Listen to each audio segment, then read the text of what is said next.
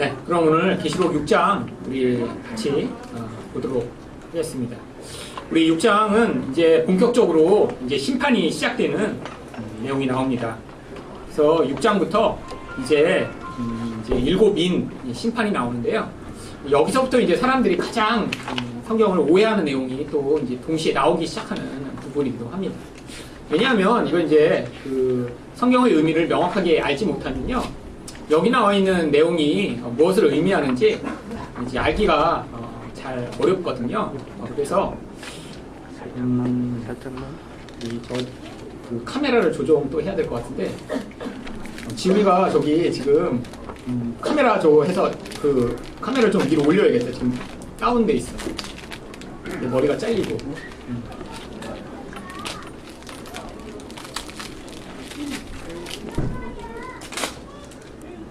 됐어. 조금 더. 오케이.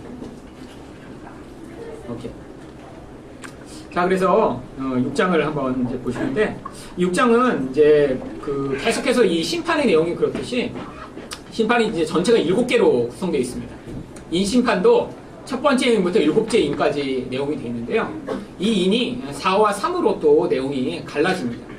그래서 앞에 이제 4가지 내용이 나온 다음에 그 다음에 이제 3가지가 세트로 이렇게 해서 인의 심판이 나오는데, 구체적 내용을 살펴보면서 이것이 어떻게 이제 구약에 나오는 내용을 가지고 하나님 백성들의 심판과 세상을 향한 하나님의 심판을 그 안에 같이 그 내용을 담아두고 있는지를 우리 살펴보도록 하겠습니다. 먼저 이 인심판 앞에 4가지가 나오는 6장 1절부터 8절까지 우리 먼저 한번 저랑 한 절씩 또 교독해서 읽어볼까요? 제가 먼저 1절 읽겠습니다. 내가 봄에 어린 양이 7인 중의 하나를 떼시는데, 그때 내가 들으니 네 생물 중의 하나가 우레소리같이 말하되 오라 하기로. 이에 내가 한 말이 있는데 그 산으로 가려고 연락을 받고 나가서 이것도 이기라고 하더라. 둘째 인을 떼실 때 내가 들으니 둘째 생물이 말하되 오라 하니. 이에 다른 말이 나오더라. 그 산으로 알아를 받아 땅에 들어갔음을 기하여 서로 죽이게 하고 또 손칼을 받았더라. 셋째 인을 떼실 때 내가 들으니 셋째 생물이 말하되 오라 하기로. 내가 보니 검은 말이 나오는데 그 탄자가 손에 저울을 가졌더라. 내가 내 생물 사이에 나는 다른 생을 들에 한대한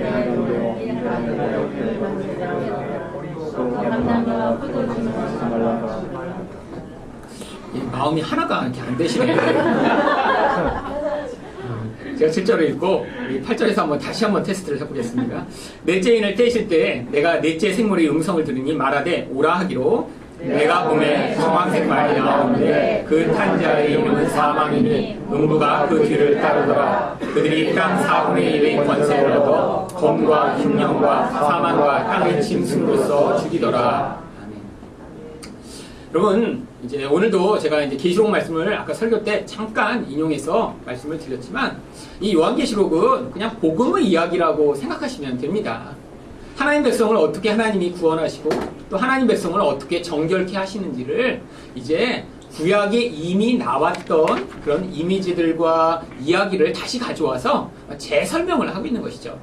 그래서 이 요한계시록의 404구절이 구약에 있는 성경 구절을 1000구절도 넘게 그대로 인용해 오는 이유가요, 바로 이 성경을 종합적으로 보여주기 위함입니다. 그런데 사람들이 이 요한계시록을 오해하게 된 가장 큰 이유가 뭐냐면 구약 성경을 잘 모르기 때문입니다. 아까도 말씀드렸지만 구약 성경 선지서만 잘 모르는 게 아니라 사실 창세기부터 잘 몰랐어요. 왜냐하면 성경이 이 전체를 이렇게 통합적으로 구속사적인 시각을 가지고 이렇게 보기 시작한 것은 이제 얼마 되지 않는 것이었죠.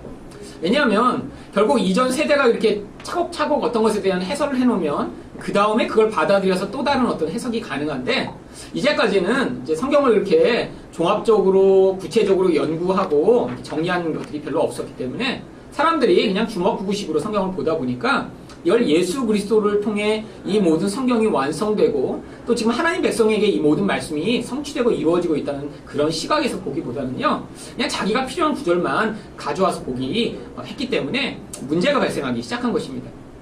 여러분도 사실 성경에서 이제 가장 좋아하는 책 뽑으라 그러면 대부분 무슨 책 뽑으세요?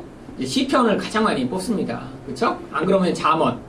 근데 그 이유가 뭐냐면 그게 그냥 읽으면 뭐 역사 이야기도 제대로 배경을 알지 못해도 괜찮고 그냥 어느 구절이나 하나 뽑아 읽어도 뭐 그냥 그때그때 은혜가 되기 때문이죠. 특히 잠언, 그렇죠? 어느 한 구절만 뽑아 읽어도 그게 그냥 나에게 은혜가 되고 좋으면 그게 나에게 은혜 받았다고 하기 쉬운데 사실 성경은 이제 그런 식으로 읽기 시작하면 이제 문제가 발생합니다. 왜냐하면 이 요한계시록도요, 사람들이 요한계시록에 관심이 있어 읽기는 시작했는데 문제가 발생한 이유가 요한계시록이 인용한 대부분의 내용이 구약의 선지서로부터 인용하고 있었기 때문이거든요. 선지서의 내용이 무엇인지 여러분 딱 떠오르시면 어떤 내용이 있는지 잘 아세요? 사실 여러분 나훔 무슨 내용인지 지금 옆에 사람한테 한번 설명을 해보세요. 나훔 기억이 안 납니다. 나훔? 선지서에 있나 그런 게? 있습니다. 네. 오바댜 여러분 옆에 사람한테 오바댜에 무슨 내용인지 지금 사실 우리가 스바냐? 스가랴 여러분 이렇게 읽으면요 다 한 구절만 기억해요. 그 중에서 제일 유명한 그런 구절 한두 구절만 기억하죠. 내용을 모릅니다. 근데 이 선지서가 가지고 있는 핵심적인 내용이 이 요한계시록의 내용과 거의 유사해요. 하나님의 백성이 존재했는데요. 어떤 모습으로 존재했어요? 부정하고 더럽고 우상 숭배하고 서로의 관계는 다 깨진 잘못된 질서 가운데 살고 있었던 것입니다. 하나님이 그들을 어떻게 하세요? 바벨론이라고 하는 세상에 파괴되도록 허용하세요. 북이스라엘은 어디다 또 허용하세요? 아수르라고 하는 또 세상에 그런 가장 힘있는 자들한테 그들을 그냥 줘버리세요. 그래서 거기 가서 그들이 어떻게 돼요?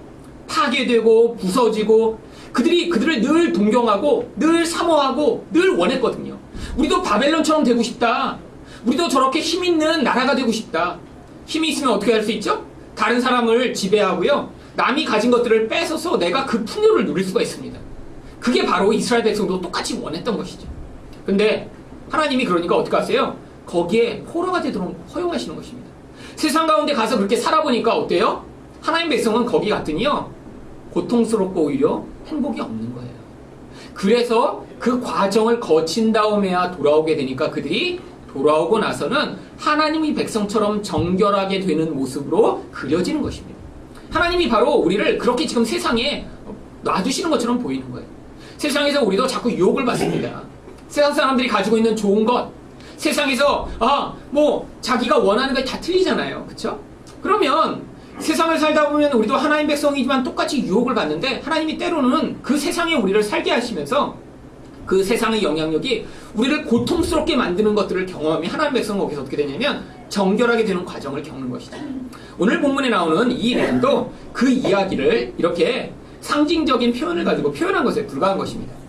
자, 1절부터 한번 자세히 보시죠. 어린 양이 7인 중에 하나를 떼세요. 우리 5장까지 보셨지만 어린 양만이 인을 떼실 수 있는 분으로 나옵니다. 이 인이 뭐라고요? 바로 인류의 구원과 심판을 좌지우지하는 하나님의 모든 복음의 계획이 담긴 책을 바로 인이라고 하는 거예요. 인이 떼어졌다는 건요, 이미 이제 하나님의 백성의 삶에 이런 하나님의 개입이 이제 시작되었음을 이야기하는 것이고요. 그러니까 하나님 백성의 삶에서 벌어지는 모든 일들이 어떻다? 예수 그리스도가 주관하시며 인도해 나가시는 그 모든 계획 안에서 하나님 백성의 인생이 지금 존재하고 있다는 것입니다. 그런데 이걸 믿기가 힘든 거예요. 그렇죠? 아니 지금 내가 이렇게 힘든데 정말 하나님이 내 인생에 개입하고 계시는 거 맞아? 이게 이제 우리 일반적인 반응이에요. 아니 이렇게 실패하고 있는데 하나님이 도대체 나를 사랑하시는 거 맞아? 네, 맞습니다. 왜냐하면 구원의 또 다른 면은요, 우리 안에 있는 구원받기에 적합하지 않은 부분들이 우리로부터 제거돼 나가는 과정이기 때문이에요. 그래서 여기 나와 있는 심판도 그렇습니다.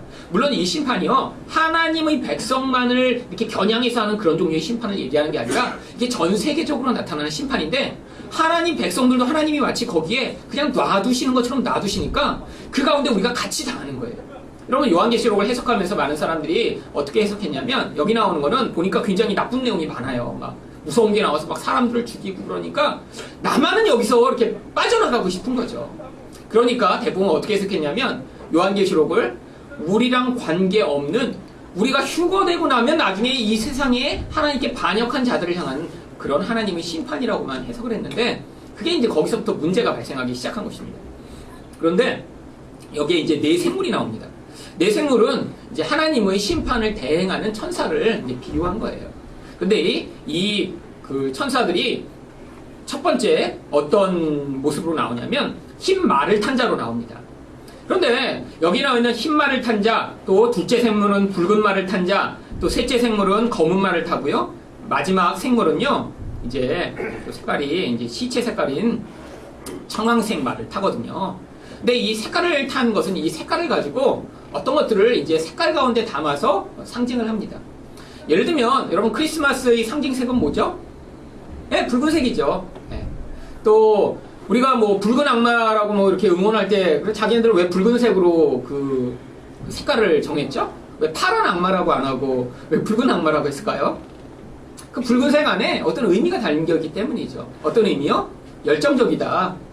우리는 그렇게 뜨겁다. 이런 것들을 상징하기 위해 붉은색을 한 것이죠. 여기도 마찬가지입니다. 맨 처음 말탄자가 나오거든요. 이 말탄자가 보세요. 이기고 또 이기려고 하더라. 승리를 상징하는 이런 천사입니다. 그래서 이 말탄자가 이제 흰 말을 탄 것으로 나오는 거예요. 흰 말은 승리의 상징입니다. 왜 승리의 상징이냐면요. 고대에 여러분 이제 보시면 아시겠지만 이제 왕들 또 이렇게 높은 장군들은 주로 말을 탔습니다. 요즘은 장성되면 뭐 F 같은 거 타나요? 네, 그렇죠. 이렇게 높은 자리에 올라갈수록 큰 차를 타게 되죠. 그런데 여러분 높은 자리에 올라가고 이렇게 중요한데 똑같은 말을 타면 안 되잖아요. 그러니까 특별히 이 로마의 장군들은요, 외국에 나가서 내가 승리를 하고 돌아올 때는 항상 하얀 말로 갈아탔습니다. 왜? 흰색이 특별하니까요. 말들 중에도 검은 말은 많고 점박이 말은 많지만 이렇게 흰색인 말은 아주 드물죠. 백마, 아주 멋있는 말이죠. 그러니까 이렇게 장군이나 왕이 백마를 타고 로마에 이렇게 들어오면 사람들이 와, 우리 왕이 개선했다라고 외치는, 거기에서부터 유래된 표현이에요. 흰 말을 타고 어떤 존재가, 천사가 오는데 이 천사가 어때요? 승리하는 천사인 거예요. 근데 어떻게 승리해요? 활을 가지고 면류관을 받고 나아가서 이기고 또 이겨요. 결국 세상 가운데 하나님의 허용으로 말미암아 끊임없는 전쟁이 벌어지고 있는 그 배후 안에 이런 하나님의 개입이 존재함을 이 안에 담아서 표현하고 있는 것입니다.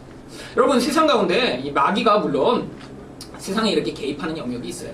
그런데 여러분, 하나님도 이 사람의 죄성을 통해서 그 사람 안에 있는 죄를 폭로하시고 드러내시고 이 죄가 얼마나 참혹하고 무서운가를 보여주시기 위해서 하나님이 영적으로 개입하십니다.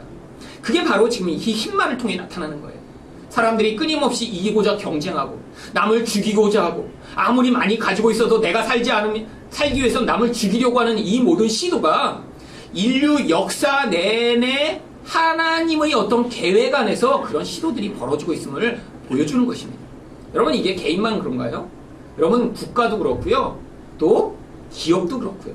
내가 살기 위해 남을 죽이고 남을 짓밟으려고 하는 게 그게 인간의 모습입니다. 여러분, 근데 그게 하나님이 허용하시는 거예요. 왜? 죄가 가져온 참혹한 결과를 사람들이 끊임없이 경험하며 이대로는 못 살겠다. 거기에서 하나님을 향해 반응하는 백성들이 나오게 되어 있기 때문이에요. 근데 세상은 어떻게 해요? 이런 과정 가운데 결국 자멸하고 심판당하는 모습으로 세상의 역사가 계속 흘러가는 것입니다. 여러분, 생각해 보세요. 이렇게 국가가 다 있는데 서로 그냥 침공하지 않고 자기 있는 데서 그냥 평화롭게 살면 그냥 괜찮잖아요. 아니, 왜 섬나라에 있는 일본이 자꾸 이쪽으로 넘어온대요? 그리고 왜 넘어와서 왜 남해를 괴롭혀요, 힘들게? 그런데 가만히 못 있는 거예요. 그래서 자꾸 침공하고 서로 빼앗고 죽이고, 그러면 인류 역사가 계속 그런 반복이었습니다. 지금은 이제 기업이 그런 일들을 반복하죠. 여러분, 세계에서 제일 많은 현금을 가진 기업이 어디죠? 애플입니다. 애플이요. 현금이 너무너무 많은데 도대체 다른 기업이 그를 추종할 수 없을 만큼 많이 현금을 갖고 있고 가장 많이 매출을 올림에도 불구하고 계속해서 소송을 걸어서 남을 죽이려고 하는 그 모습. 왜요? 내가 살아남기 위해 남을 죽이지 않으면 안 되는 그 적자 생존의 원리로 세상 사람들이 살아가는 모습이 이 세상 가운데 있는 모습이라는 거예요. 여러분, 그런데 우리도 동일한 그런 시스템 가운데 우리 인생이 주어지지만 하나님 백성은 거기서 뭘 경험해요? 내가 나만을 위해서 살다가는 안 되겠구나라는 거를 결국 깨닫게 하신다는 거예요. 사실 여러분, 저희 교회에 빨리 돈 많이 모아갖고 빨리 그냥 건물도 늘리고 막 그냥 2층 3층 다 그냥 나가게 하고 그냥 여기를 그냥 우리가 다 쓰고 그러면 좋겠죠? 네. 근데 그 욕심으로 하다가는 결국 폐가 망신합니다. 여러분 요즘 이 교회들이요 그런 식으로 확장하려고 하다가 무슨 일이 벌어지냐면요 결국 빚을 감당하지 못해서 하나님의 교회한테 이 교회가 넘어가는 일이 요새 계속 있습니다. 사실은 이 하나님의 교회가 이제 이 자리를 이 3층과 4층을 18년 동안 교육관으로 쓰고 있었거든요. 근데 이 자리를 버리고 나간 이유는요 여기가 망해서 나간 게 아니라 더 좋은 교회가 너무 많기 때문에 너무 여기 이제 그 오래 써고 여기 낡아서 여기 버리고 나간 거예요, 사실은. 근데 여러분 이 지금 분당에도 그 판교 쪽인가요? 승리교회라고 300억이나 주고 하나님 교회가 교회를 인수했잖아요. 이제 너무너무 지금 잘 돼서 요 몇 년 동안에 하나님의 교회가 돈으로 인수한 경매나 이런 교회가 1,000억 원이 넘어요, 지금. 다 교회들을 이미 다 인수한 겁니다. 근데 그렇게 된 모든 교회들이 공통점이 있어요. 교회가 이렇게 되면 조금 더 교회 공간을 이렇게 크게 세우고 그렇잖아요. 우리도 이렇게 새해 이렇게 지금 몇백만 원씩 돈이 나가는데 이게 조금 은행에서 돈을 대출한 다음에 그 이자를 차라리 내면서 돈이 조금 있으면 세를 내는 것보다 이자를 내면서 우리가 건물을 사면 더 좋겠다 그랬다가 샀는데 그만큼 감당이 안 돼서 교회가 넘어가게 된 경우입니다. 사실 다 될 것 같았어요. 근데 이제 그런 어떤 경쟁, 내가 더 커져야 나를 살겠다는 그런 마음으로 가지고 있다. 결국 지금 이단한테 교회들이 다 먹히고 있는 그런 실정이죠. 여러분, 결국 하나님이 이런 백성들은 그런 상황에서 지금 빠져나와야 합니다. 나만 살기 위해서 사는 게 아니라요. 나를 오히려 죽여서 다른 사람을 살릴 때 더 큰 축복과 은혜가 있음을 자꾸 경험하게 되는 거죠. 여러분 개인적으로도 마찬가지입니다. 여러분 개인적으로도요. 여러분만을 위해서 막 앞으로 몸부림쳐서 살면요. 여러분은 죽을 때까지 자기 하나의 몸, 자기 가족만을 위해 살다가 정말 피곤하고 힘든 인생을 사실 거예요. 그런데 여러분도 여러분에게 주신 재능과 시간과 재정과 이것들을 흘려보내는 걸 지금부터 연습하시기 시작하면요. 하나님이 그것들을 넘어선 풍성한 것들을 여러분을 통해서 경험하게 하십니다. 지금 제가 말로만 그러는 게 아니라 제 인생을 통해서 지금 제가 계속 경험하고 있는 거예요. 하나님이 오랫동안 제가 개인적으로 이런 과정을 경험하며 경쟁하는 게 아니구나. 내가 나만을 위해서 살다 보면 망하겠구나 라는 것들을 내 인생에서 경험하게 하시니까 결국 그 과정을 통해서 나에게 주시는 것들을 내가 잘라내고 흘려보내는 것이 오히려 나에게 더 큰 축복으로 오게 되는 것들을 경험하게 되는 것입니다. 제가 이제 1년을 정리하면서 작년에 너무 이제 그 은혜를 많이 받았잖아요. 저희 교회를 시작하면서. 근데 이렇게 참 미국에서 떠나올 때 사실은 무슨 일이 있었냐면 그때 이제 제가 쓰던 차를 이제 어떤 분을 드렸어요. 근데 이제 그게 막 기쁘고 즐거운 마음으로 드린 게 아니라 너무 주기 싫었는데 너무 아까워서 그냥 하나님이 그냥 몇 개월 동안 저를 너무 힘들게 하시고 막 그냥 거의 뺐다시피 해갖고 그래갖고 이제 그분을 드리게 해갖고 그래갖고 이제 억지로 드렸습니다. 사실 솔직히. 그러니까 이제 나한테 이렇게 잘하고 친한 사람한테 주고 싶었는데 하여튼 상황이 그렇게 돼갖고 결국 그분한테 드릴 수밖에 없게 됐어요. 그래갖고 이제 그분한테 드리긴 했는데 마음이 굉장히 찜찜했거든요. 왜냐하면 내가 주고 싶은 사람 훨씬 많았고 그다음에 이렇게 성경 공부 제가 가르친 전도사님들 목사님들 굉장히 많았는데 정말 다 가난했거든요. 기본적으로 신학생 목사님한테 미국에 온 사람들 다 가난해요. 그러니까 그 중에 성경 공부 막 4년씩 나한테 와서 열심히 듣고 이런 분들한테 주고 싶었지. 성경 공부도 안 나오고 막 이런 사람한테 그냥 하나님이 주라고 그러니까 제가 화가 좀 났어요, 많이. 그런데 상황이 어쩔 수 없게 그렇게 없게 됐습니다. 그래서 이제 정말 이제 그분한테 드리고 왔는데 한국에 와서 작년에 사실 그래서 지금 제가 실업자였잖아요. 와서 1년 반 동안. 그러니까 참 한국에 와도 이 가족이 있으니까 차가 꼭 필요하더라고요. 근데 실업자인데 어떻게 차를 구하겠어요. 근데 참 하나님이 그 상황을 더 참혹하게 만드시기 위해 원래 제가 미국에 가기 전에 한국에서 타던 차가 있습니다. 마티즈라고 들어보셨어요? 네. 아주 좋은 차예요. 그래서 제가 한국에서 그걸 타다가 이제 미국에 가면서 그 차를 여동생한테 이제 잠깐 맡아 가지고 있으라고 빌려줬어요. 그래서 이제 제가 빨리 돌아오면 그 차를 다시 받아갖고 제가 쓰려고 그랬는데 미국에서 제가 8년을 있었잖아요. 그리고 들어와 보니까 이제 들어오기 얼마 전부터 여동생이 자꾸 전화하는 거예요. 오빠 이 차가 자꾸 고장나. 그래서 고쳐 그러면 이제 와서 내가 타야 되니까 그랬더니 고치고 고쳤는데도 안 되는 거예요. 그랬더니 결국 제가 들어오기 한 달 전에 결국 이제 폐차하게 됐습니다. 근데 제가 그냥 들어와서 사실 그냥 타려고 그랬거든요. 좀 고쳐서. 근데 하나님이 참 어떻게 그렇게 만드셨는지 그때 이 차가 마지막으로 고장나서 이제 고속도로에 섰대요. 그래서 이제 끌고 토잉크럭이 이제 끌고 갔는데 그걸 고치려면 250만 원이 든대. 근데 이 마티즈가 아주 근원적인 문제가 있는 차였습니다. 이 변속기가 그때 이제 수입해서 달았는데 변속기가 계속 고장나면서 이 소비자 보호원에서 마티즈는 앞으로 변속기가 고장나면 무상 수리한다라고 법에서 판결을 내갔고요. 그 마티즈가 변속기만 3번을 갈았어요. 근데 또 고장난 거예요. 근데 이제 변속기만이 아니라 옆에까지 다 고장나갖고 이제 250만 원이 든다고 그랬는데 이 대우, 그 마티즈가 대우 소속이었는데 그 대우 회사에서 연락이 온 거예요. 이걸 또 고장난 걸 고쳐주려면 돈이 많이 드니까 그냥 폐차를 해버리면 돈을 200만 원을 주겠다고. 근데 알고 보니까 이제 200만 원이 아니라 딴 차를 거기다 대우 거를 사면 200만 원 주고 그냥 폐차를 하면 100만 원도 안 주더라고요. 근데 이제 200만 원 준다는 말에 그러면 와서 이제 그 차를 폐차하고 내가 딴 차를 사면 되겠다 그래서 폐차를 했더니 그 다음부터 실업자 신세가 1년 반 되면서 차를 못 구했습니다. 그래서 얼마나 그냥 마음이 불편하고 이 가족이랑 근데 시간도 많고 놀러 가고 싶은데도 차가 없으니까 어딜 못 가고 참 1년 반을 참 우울하게 지냈거든요. 그때는 시간 진짜 많았거든요. 너무 시간이 많아서 제가 도서관에 가서 아침부터 저녁까지 이렇게 매일 앉아있고 그랬어요. 근데 그렇게 시간 많을 때 차가 없다가 하나님이 이제 올해 바빠지니까 사실 2월 달에 차를 주셨습니다. 근데 또 어떤 분이 정말 차를 이렇게 선물하셨어요, 사실은. 그래갖고 제가 이렇게 미국에서 차를 이렇게 주면서 정말 너무 아까웠지만 하나님이 또 와서 필요한 때가 되니까 또 그 차를 이렇게 주시더라고요. 여러분, 사실 하나님이요, 필요에 따라 다 채워주시고 주십니다. 근데 사실 조금 일찍 주셨으면 좋았겠지만 그건 제 욕심이죠. 그때는 제가 돌아다닐 때가 아니라 사실 가만히 있을 때였어요. 그리고 그 비참함이 정말 제 머리끝까지 정말 쌓여갖고 정말 하나님 이제는 내가 목회 안 해도 됩니다. 이런 고백을 하게 될 때까지. 그전에는 사실은 제가 들어와서요. 빨리 왜 목회를 안 시키시나 우리 하나님. 그리고 화가 많이 났어요. 내가 이렇게 열심히 준비했는데 왜 목회를 안 시키시지? 그런데 그 과정을 통해서 사실 이제 벌써 재작년이 됐네요. 재작년 말에 제가 하나님 제가 이제 목회 안 해도 됩니다. 하나님 저희 그냥 가족이나 제가 이렇게 성경 가르치다가 죽을게요. 그렇게 했더니 하나님이 그럼 이제 목회해라. 그래서 하는 사람들이 시작된 거예요. 그거를 기다리시려고 하나님도 오래 기다리셨죠. 정말.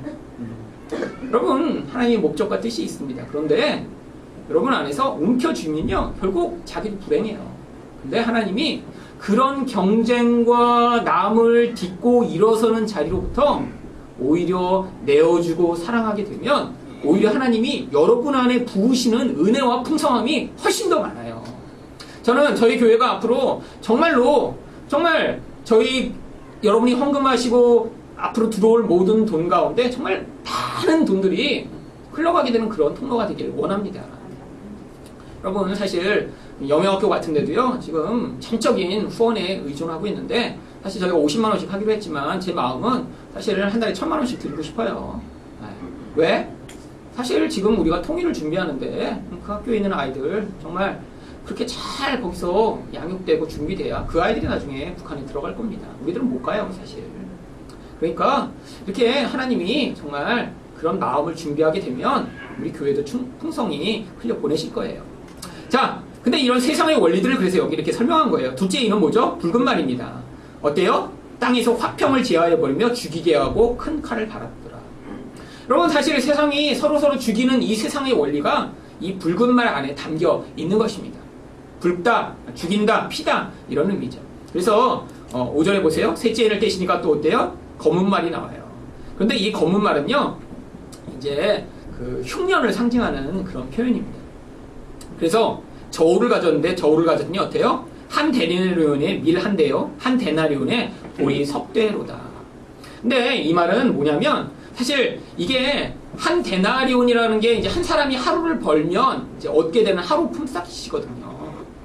근데 이게 원래보다 굉장히 지금 이제 높은 그런 이제 돈을 얘기하는 것입니다. 그래갖고 이 돈을 가지면요 이제 정말 먹고 살기가 어려울 정도의 그런 상황을 지금 이야기하는 것이죠. 이게 그래서요 원래는 한 데나리온에 밀 한 대가 아니라 훨씬 더 많이 밀을 가질 수 있었어요. 자, 여기 나오는 이 밀 한 대가 원래 한 사람의 하루 식량이고요. 이 보리 석대는 한 가족의 하루 식량 정도가 이 이제 밀 한 대, 보리 석대로 표현을 한대요. 여러분 생각해 보세요. 내가 하루 일을 했어요. 옛날에는 뭐 지금처럼 월급을 받는 게 아니라 즉 대부분의 사람들은 하루 일해서 하루 돈을 받았죠. 그런데 내가 만약에 밀과 같은 고급 이런 음식을 산다 그러면 나 혼자밖에 먹지 못하는 거예요. 근데 보리는요, 여러분 옛날부터 이 가난한 자들의 음식이었습니다. 이 유대에도 마찬가지예요. 뭐 쌀 대신에 이 밀은 이 부드럽고 아주 고운 빵을 만들 수 있지만 이 보리는 그렇지 않아요. 그래서 이 보리떡은요, 아주 가난한 사람들만 먹는 떡이에요. 근데 우리 가족을 먹이려면요, 가장 질이 나쁜 이런 곡식을 겨우 사야 가족이 겨우 먹고 사는데, 여러분 그것만 필요한 거예요? 사는데? 아니에요. 다른 것도 많이 필요하죠. 근데 내가 돈을 벌어갖고 겨우 우리 가족이 이렇게 질 나쁜 것으로 딱 먹을 음식을 사고 나면 다른 거 할 돈이 하나도 없는 거예요. 그러니까 생존은 겨우 하는데 다른 것을 할 수 없는 그런 기근의 상황이 세상에 벌어진다는 거예요. 여러분 지금 하루에 1.25달러, 그러니까 한 1,000원 조금 넘는 돈이죠. 1.25달러로 살아가는 사람이 전 세계가 이제 10억 명 정도가 된다고 합니다. 한국은 사실 굉장히 지금 부유한 상태죠. 여러분 대부분의 사람들이 사실 그러니까 아주 가난한 상태로 살아가고 있는 거예요. 어떤 모습이에요? 이런 모습이에요. 그런데 하나님이 말씀하세요. 감람류와 포도주는 해하지 말라. 여러분 왜 해하지 말라고 했을까요? 여러분 감람류 올리브유잖아요. 여러분 시장에 우리도 가면요, 일반 해표 기름이 있고 그 다음에 이제 수입산 올리브유가 있습니다. 가격이 어떤 게 비싸죠? 당연히 올리브유가 비싸죠. 왜죠? 이 올리브유가 뭐 여러 가지 그거 먹으면 건강에도 좋다고 그러고 수입하니까 비쌉니다. 당시에도 마찬가지였어요.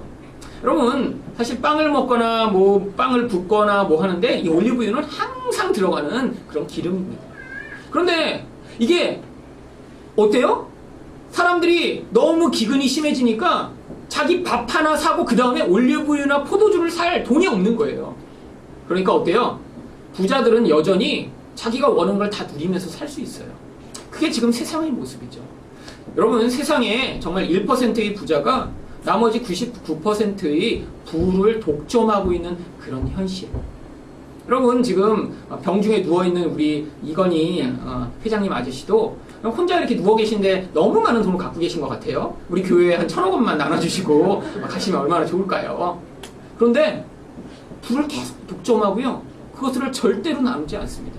그러니까 그들은 이런 기근이 와도 문제가 없는 거예요. 여기 나와 있는 이 표현은요, 시대가 갈수록 이런 빈부격차가 심해지면서 그런 빈익빈 부익부 현상이 일어나 사람들 안에 내적 빈곤과 갈등에 대한 그 다툼이 계속될 것을 이야기하는 거예요. 여러분 하나님 백성도 이런 자리에 있습니다. 여러분 하나님 백성들이요, 이미 우리가 지금 먹고 사는 거는 다 해결됐는데 여러분 상대적 빈곤에 시달리죠. 그렇죠? 여러분 가운데 내가 이런 학교에 가고 싶었는데 거기에 못 간 사람은 그래서 그 다음 단계의 학교에 갔으면요, 늘 저 학교가 사모가 돼요. 이것도 상대적 빈곤입니다. 남이 보면요, 야 그렇게 좋은 학교를 갔는데 난 서울에만 학교를 가도 굉장히 좋겠는데. 여러분 그런데 인간의 마음은 끊임없는 거예요. 내가 이제 돈을 이만큼 벌어요. 학생 때는 내가 연봉 이만큼만 벌면 정말 너무너무 행복하겠다. 근데 지금 그 정도보다 더 많이 버는 분이 있는데, 근데 주변에 어떤 사람이 있어요? 그보다 더 돈을 많이 버는 사람을 보면 마음이 나는 거진가 봐 라는 생각이 들죠. 이런 상대적 빈곤을 통해서 사람 마음이 어떻게 되는 거예요? 계속 갈등하게 되는 거예요. 남을 미워하게 돼요. 근데 이게 한국에서 속담으로 있잖아요. 성경을 안 보더라도 사촌이 땅을 사면 배가 아픈 거. 여러분 사촌이 땅 산 걸 알기 전에는 배가 안 아팠습니다. 그런데 사고 난 걸 알게 되면 배가 아파요. 왜 아프죠? 욕심이 있으니까요. 인간의 욕심으로 말미암아 이런 갈등을 끊임없이 벌이는 이 상황과 이 세상의 시스템이 결국 하나님이 어떻게 하시는 거예요? 허용하고 계신다는 거예요. 마지막으로 이런 모든 결국이 어떻게 나타나요? 넷째 생물의 색깔에 담겨 있습니다. 청황색 말이 나와요. 근데 이는 누구예요? 사망이에요. 그래서 땅의 4분의 1의 권세를 얻어 검과 흉년과 사망과 땅의 짐승들로서 죽이기 시작합니다. 여러분 결국 이런 사람들의 갈등, 사랑하지 못함, 자기 자신을 위해 욕망을 행사함을 통해 나타나는 결과가 세상에 나타나는 심판이라는 거예요. 그런데 여기 나와 있는 검과 흉년과 사망과 땅의 짐승으로 죽이더라. 앞에 나오는 내용도 다 그렇지만 이것도 이미 구약 성경에 나와 있는 내용을 다 다시 표현한 것입니다. 우리 한번 구약 성경에 나와서 이 부분만 같이 좀 보도록 하죠. 구약 성경에 보시면요, 에스겔 14장 21절 한번 볼게요. 한번 읽어보겠습니다. 시작. 주 여호와께서 이같이 이르시되 내가 나의 네 가지 중한 벌 곧 칼과 기근과 사나운 짐승과 전염병을 예루살렘에 함께 내려 사람과 짐승을 그 중에서 끊으리니 그 해가 더욱 심하지 아니하겠느냐. 여기 나와 있는 똑같은 표현이 아까 요한계시록에 나와 있는 것입니다. 그런데 이것도 이제 문맥을 봐야 돼요. 하나님이 이렇게 말씀하시면서 왜 하나님이 사랑하시는 예루살렘에 이렇게 기근과 심판과 칼을 보내셔서 왜 이들을 망하게 하시는 것일까요? 사실은 그 뒷절에 그 내용이 나옵니다.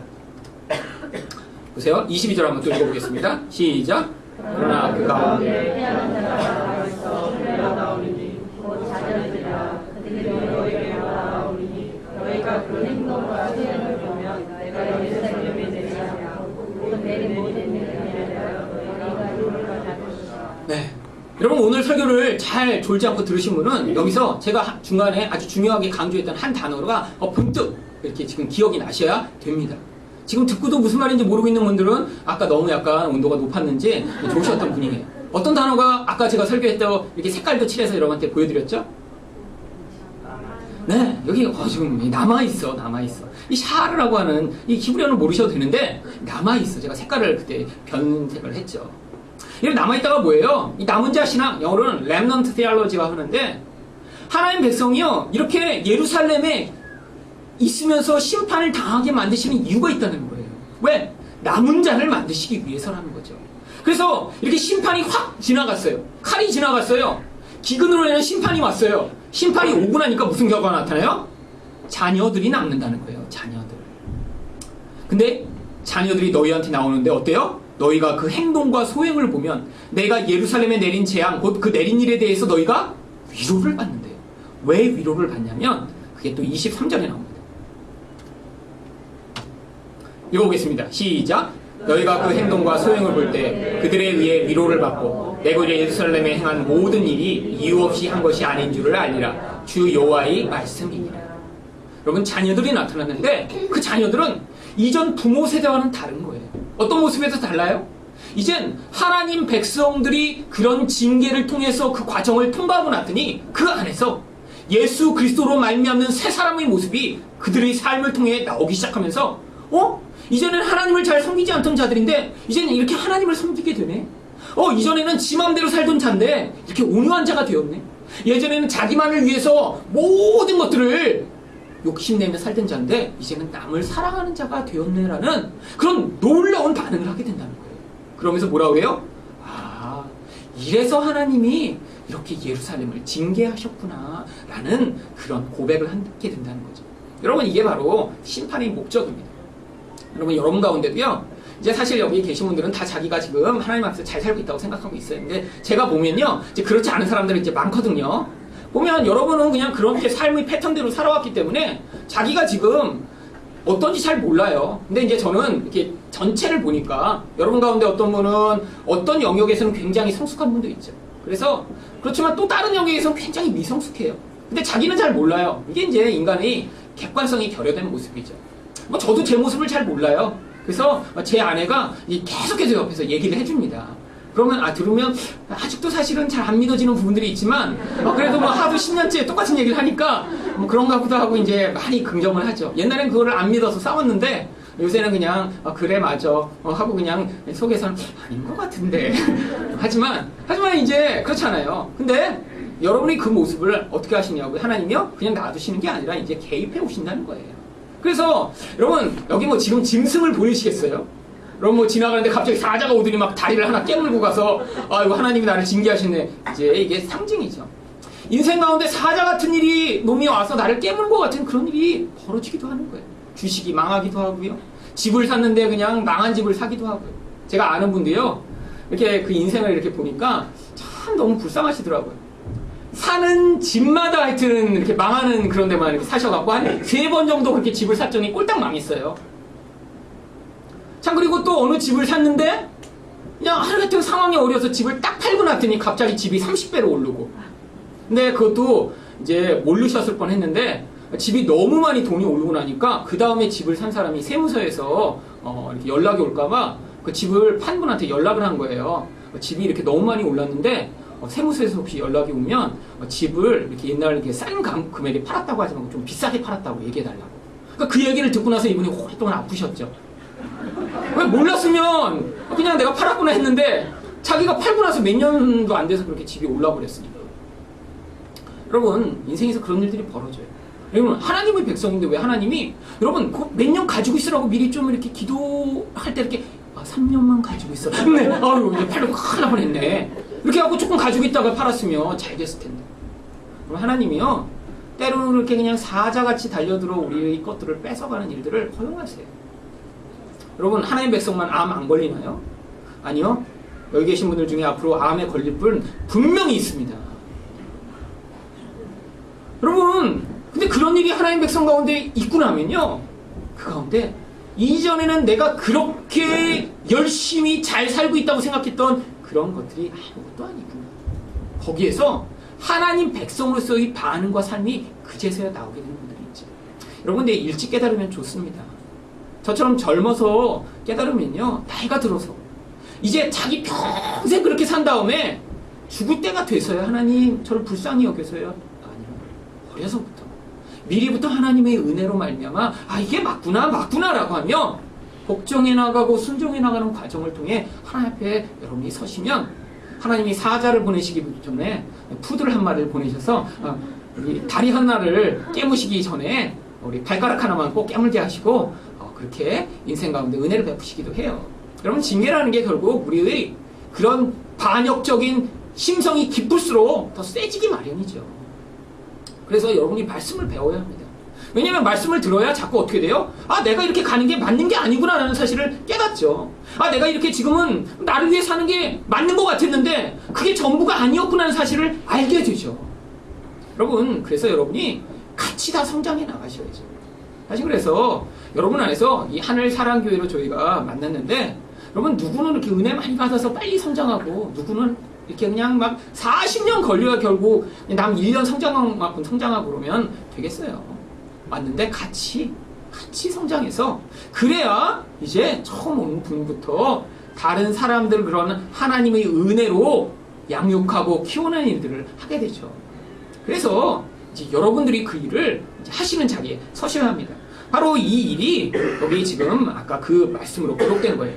그래서 요한계시록 아까 다시 가보죠. 계시록 6장에 나오는 이 말씀을 보시면요. 아까 나오는 이런 일을 통해 무슨 일이 벌어진다고요? 인을 떠니까 하나님 백성 안에서 이런 변화가 나타나서 결국 뭐가 죽는 거예요? 세상 사람들은 정말 이렇게 죽기도 해요. 하나님 백성은 안 죽나요? 죽기도 합니다. 하지만 그 전에 무슨 일이 벌어져요? 우리 안에 있던 옛사람이 죽어나가므로 자꾸 새 사람이 우리 안에서 우리 삶을 통해 드러나게 되는 그런 은혜를 경험하게 되는 거예요. 여러분 근데 이게 참 어려운 일입니다. 왜냐하면 이 옛사람이 내가 진짜 좋아하는 거거든요.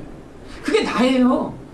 사실은 여러분 안에서 사실 새 사람이 점점 확장되면요 여러분이 옛날에 좋아하던 거 사실 내려놓으셔야 합니다. 그런데 그게 정말로 우리 안에 인이 박혀있기 때문에 벗어나는 게 너무 힘들어요. 여러분 정말 여러분 안에서 그 결과를 누리는 거는 다 좋아하시지만 사실 여러분보다 늘 약해갖고 여러분이 늘 소리 지르고 막 화내고 그런 사람 앞에서 나중에 여러분이 정말 자아가 죽어서 그 사람이 오히려 여러분한테 소리 지를 때도 네 괜찮습니다 제가 잘못했어요 여러분 이런 사람 되는 거 원하세요? 예전에는 막 너왜 그래 막 맨날 소리 지르고 막 그러다가 이게 역전돼갖고 이제 여러분이 은혜를 받았어요. 그럼 사실 싫어합니다 이거 사람들.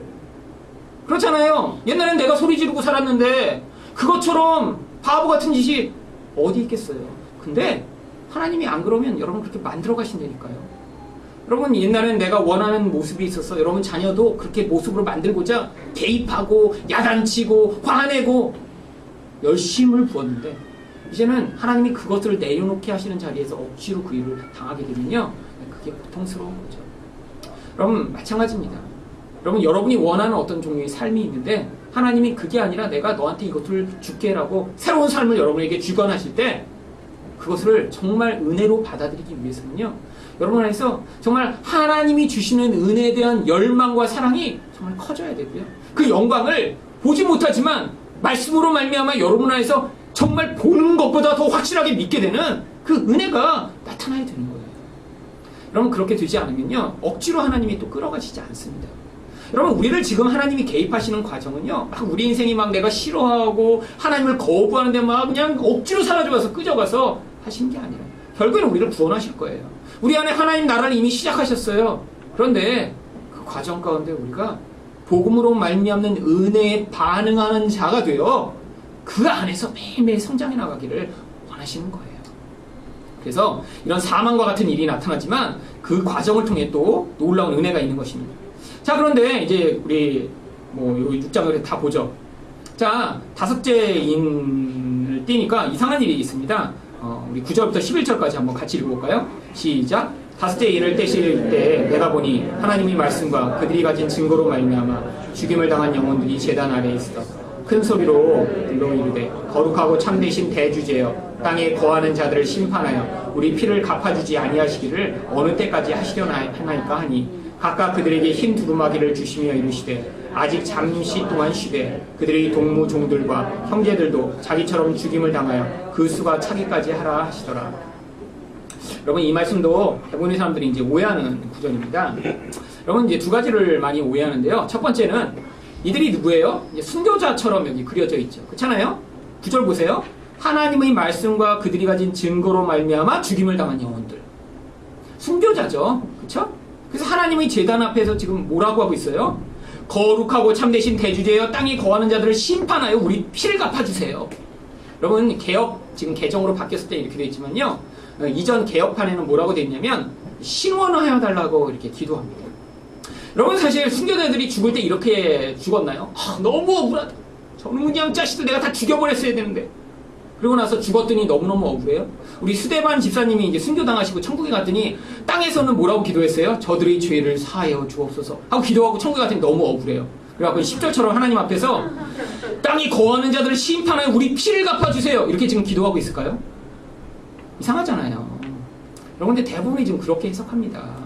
사실 이게 요한계시록 오해해서 그래요. 여러분, 요한계시록에는 늘 어떤 모습이 나온다고요? 이 지상교회의 모습이 나온 다음에 하늘에 속한 하늘교회의 모습이 지금 같이 그려지고 있는 거예요. 여러분, 여기 나와 있는 이 하나님의 말씀과 그들이 가진 증거로 말미암아 죽임을 당한 영혼들은 누구냐면 우리들을 얘기하는 거예요.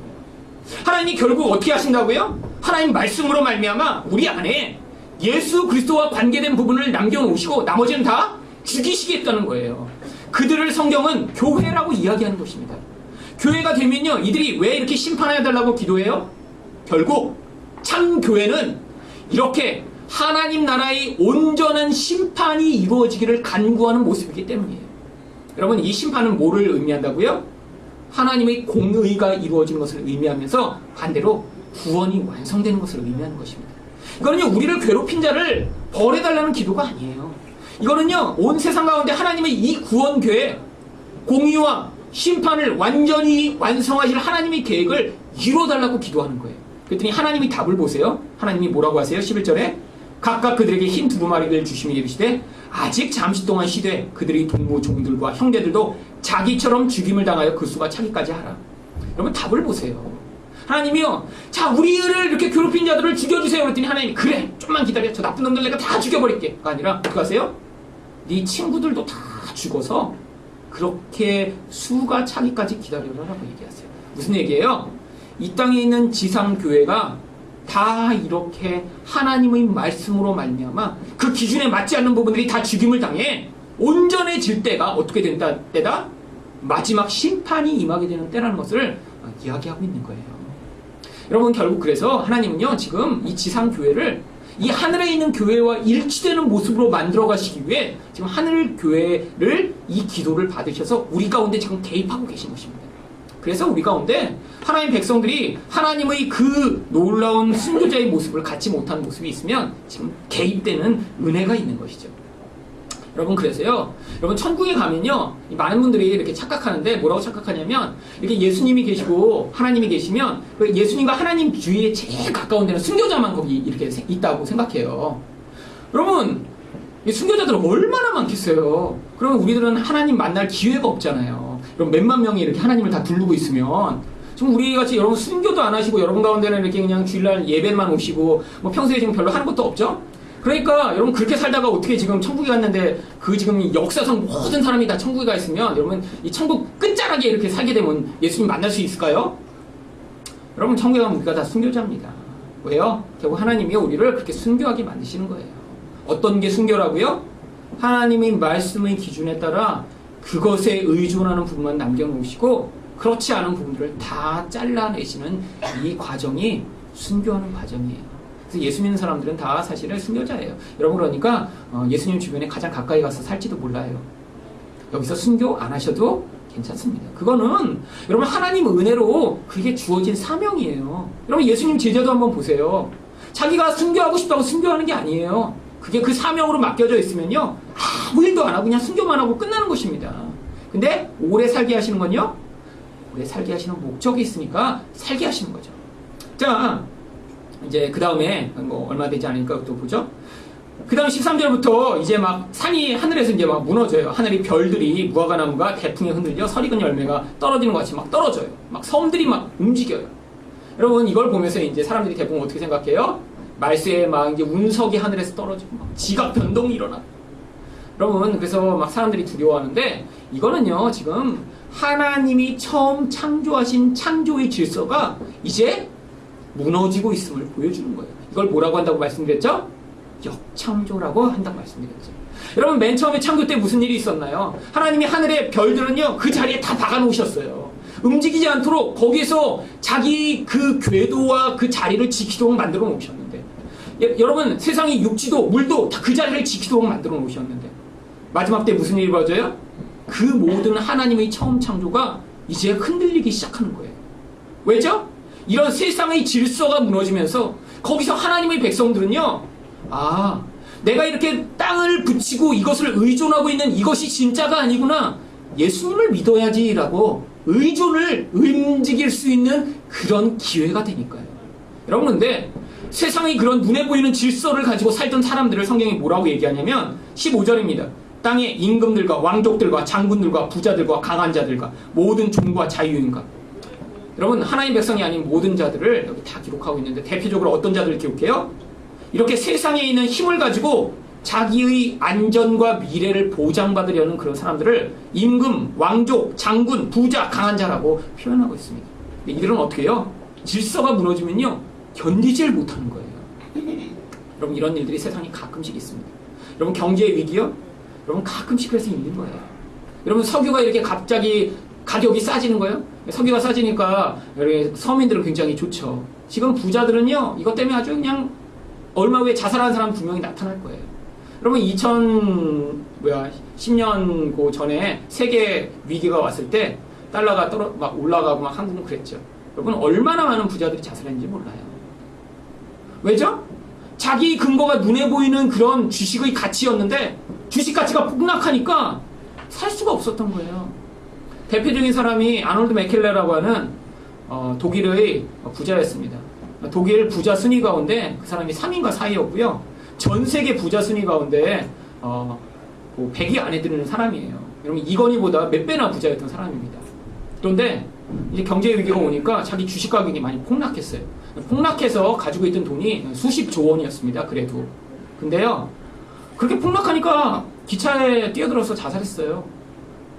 왜죠? 이전에는 훨씬 더 많았는데 그게 자기 생각하는 만큼이 안 되고 지금 떨어지니까 못 견뎠던 거죠. 여러분, 세상은 이렇게 눈에 보이는 질서가 자기 원하는 대로 돌아가지 않으면요, 못 견디는 거예요. 그러니까 그걸 유지하고 그거를 계속해서 붙들기 위해 몸부림치는 인생을 살아가는 게 세상 사람들인데, 하나님 백성은 하나님이 거기에서 불러내시는 겁니다. 그래서요, 때로는요, 하나님 백성이요, 망하는데도 하나님이 놔두실 때가 있는 거예요. 그래서 저희 집도 망했어요. 때로는요, 하나님 백성이 아파서 쓰러지는데 하나님이 놔두실 때가 있어요. 그래서 저도 쓰러져서 목사가 된 거고요. 여러분, 하나님이요, 때로는요, 우리 인생 가운데 그렇게 내가 이렇게 당연하게 여기는 질서들이 다 파괴되는데 허용하신 다음에 그런 과정 가운데 하나님의 백성이 오히려 더 강하고 더 하나님을 의존하는 자로 성장해 나갈 수 있도록 이 모든 기회를 사용하시는 것을 여기 이런 6장에 나오는 표현과 같이 큰 진노의 날과 어린 양의 진노라고 표현하는 것입니다. 여러분, 그러니까 요한계시록은요, 사실 제가 맨날 지금 창세기 설교할 때 얘기하는 듯이 복음을 이야기하는 것이죠. 앞으로 벌어질 무시무시한 그런 미래를 설명하는 것이 아니라는 사실을 아시고 앞으로 들으시면 됩니다.